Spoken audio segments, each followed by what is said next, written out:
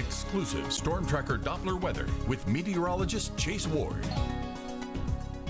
We are tracking a few patchy showers along the I-20 corridor between Tallulah and Vicksburg, and there's been also some activity to the north and northeastern parts of Drew County near Monticello, and there's even some up in northern parts of Calhoun County. All of this is tracking to the east. There's even some activity just north of Delhi, which is kind of slowly phasing out a little bit, but from Monticello eastward and also for Vicksburg and northern parts of Tensall Parish. Just grab your umbrella as you're heading out the door this morning. There will continue to be more pop-ups out of the west because we do have a frontal boundary, which is a very weak one. It's really just in the form of a dry line because there's kind of still there dry air back behind it. We won't be seeing a whole lot of change at all with our temperatures, but it also will still provide enough uplift to kind of keep the weather pattern just a little bit unsettled. You can see there's some of that drier air back to the west on the northwestern side of this particular dry line, which will filter into our area this week, but probably won't be arriving to around Thursday through parts of Friday. So right now sitting in the lower 70s for 70 Monticello and Camden, 69 from El Dorado to Ruston, and we're 73 degrees here in Monroe.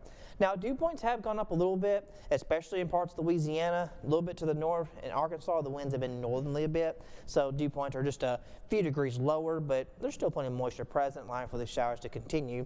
Now, by this afternoon when kids get out of school, we'll see a bit more scattered activity, so definitely keep your umbrella handy. We'll be pushing around upper 80s and possibly topping off right there around 90 degrees for your daytime highs. It's still going to be warm, though. Our temperatures are still going to stay in that lower 90 range, even with these rain chances.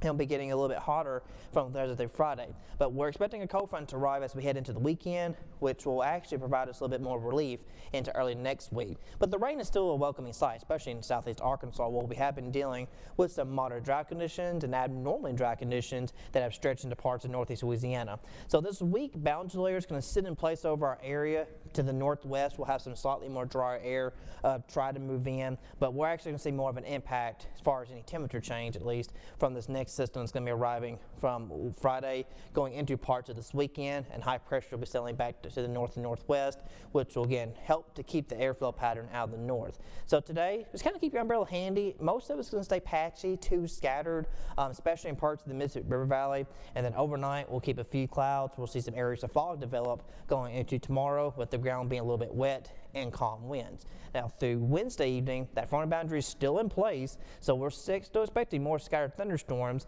but we'll see more of the winds flow out of the northwest. That drier air aloft kind of moves in and kind of helps to clear out the clouds, but that's also when our temperatures are expected to be kind of on the decline.